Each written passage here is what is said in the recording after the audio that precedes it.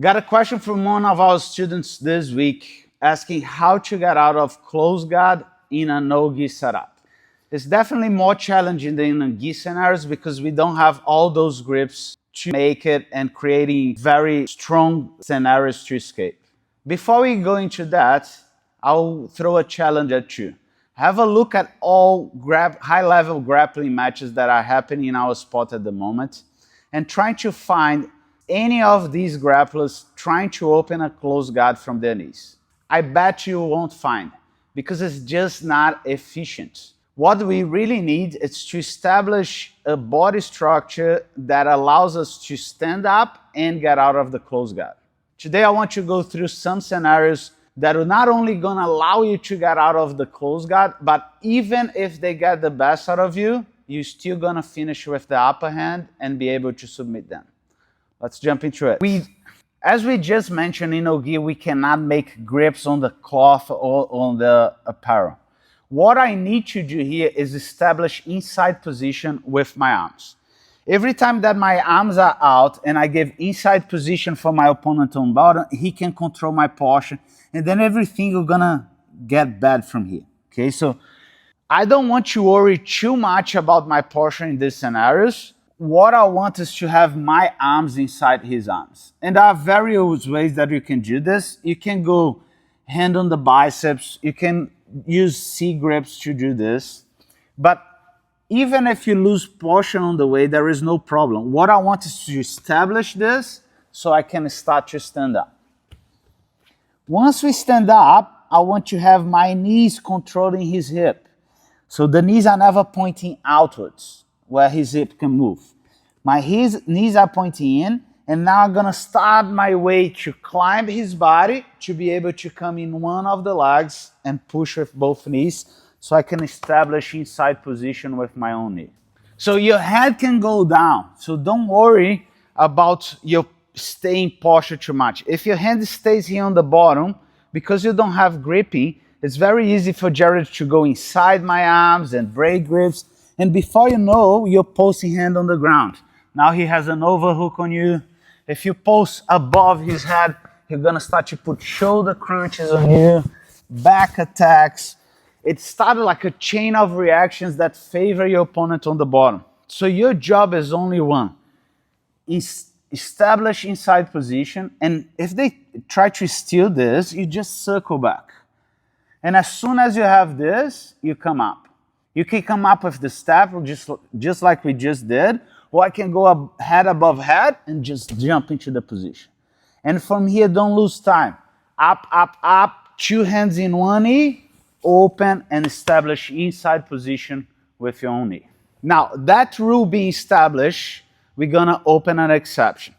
So the rule is we want inside position on the biceps. However, the reality is that my opponent is also trying to get inside position. So this battle gonna keep on happening. Me trying to get this, he's stealing back, and sometimes we can find ourselves suspending too long here. The longer I stay inside a close guard, better it is for my opponent. So I want to get out of here. So it's okay to post the hand on the ground as long as it's for a short period of time.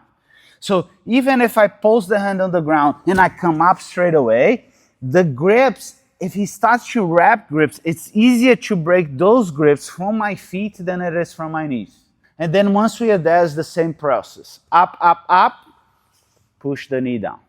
Now that we got out the most important part out of the way, we need to address what most people struggle to.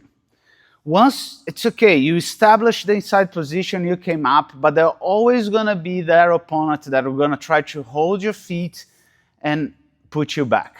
This video is exactly for that. I don't want you to be afraid of that anymore. So following up now, we're gonna see two ways. One, to avoid that to happen in the first place, and two, that even if they do this with you, there is no problem. You're still gonna end up in a position that you can finish them. I established the inside position, I did my job, I came up, and I went all vertical here.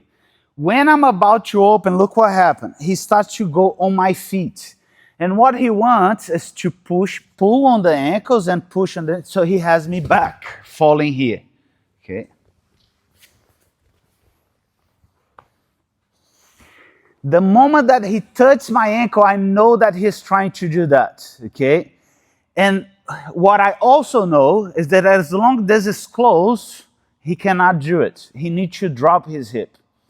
So as he's dropping his hip, I'm gonna do two things.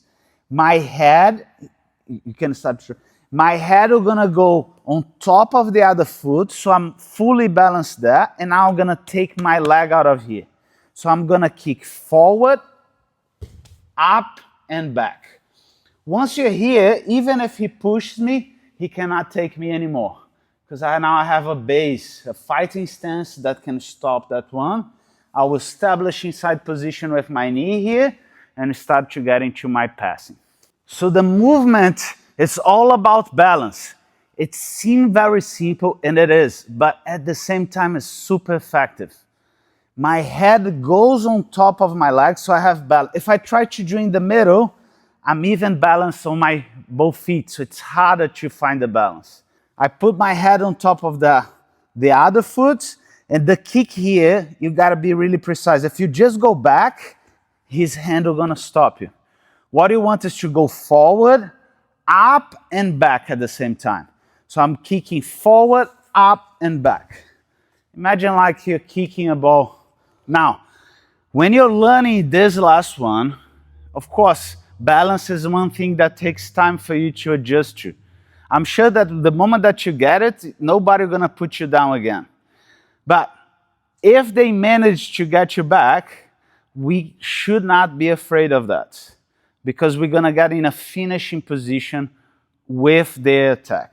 So I went up, we did everything right. He started to go. I didn't have time to really kick my foot out, and I fell in this position. The first thing that I want you to realize is that if his knees are together, he cannot come up. Very hard for him to come up, okay? So as soon as you go down, squeeze his knees together, but this is just to stop him in the first go. As we said, we want to get in a finishing position here. So what I'm gonna do, I'm gonna expose one of his foot by bridging and split his legs. Once I split these legs, I'm in a single leg X.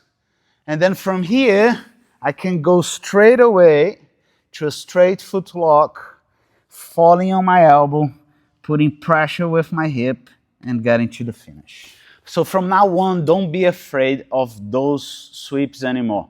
Just go for your stand up after you establish hand inside position and escaping that close guard. And if you like the way that we connect techniques on this video, I'm sure that you're gonna enjoy this next video that is being suggested on the side.